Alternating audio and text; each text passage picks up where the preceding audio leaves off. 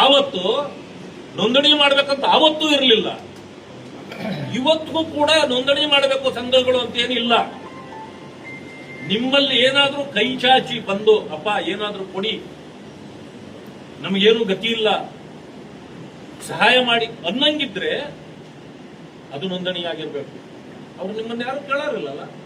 ಆಮೇಲೆ ಸ್ವಯಂ ಸೇವಕ್ ಸಂಘಗಳು ಅಂದ್ರೆ ಒಬ್ಬನ ವೈಯಕ್ತಿಕ ವಿಚಾರ. ಅದು ವೈಯಕ್ತಿಕವಾಗಿ ಒಂದು ಸಂಘಟನೆ, ಅವನು ಅಲ್ಲಿ ಸದಸ್ಯತ್ವನೇ ಇಲ್ಲ, ಸದಸ್ಯ ಆಗೇ ಇರಲ್ಲ. ಅವನು ಸ್ವಯಂ ಇಚ್ಛೆಯಿಂದ ಮಾಡತಕ್ಕಂಥ ಸೇವೆಗೆ ನೋಂದಣಿಯ ಅವಶ್ಯಕತೆ ಇಲ್ಲ. RSS ಬ್ಯಾನ್ ಮಾಡಿದಾಗ ನೆಹರು ಕಾಲು ಹಿಡ್ಕೊಂಡ್ಬಿಟ್ರು ಸರ್ದಾರ್ ಪಟೇಲ್ ಅಂತ ಹೇಳಿ ಕೂಡ ಟೀಕೆ ಮಾಡಿದ್ದಾರೆ. ಸರ್ದಾರ್ ಪಟೇಲ್ ಅವರು ನೆಹರು ಅವರ ಕಾಲು ಹಿಡ್ಕೊಂಡ್ರಲ್ಲ, ಪ್ರಿಯಾಂಕ್ ಖರ್ಗೆ ಅವರು ಯಾರಿಗಾದ್ರೂ ಹಿಡ್ಕೋಬಹುದು.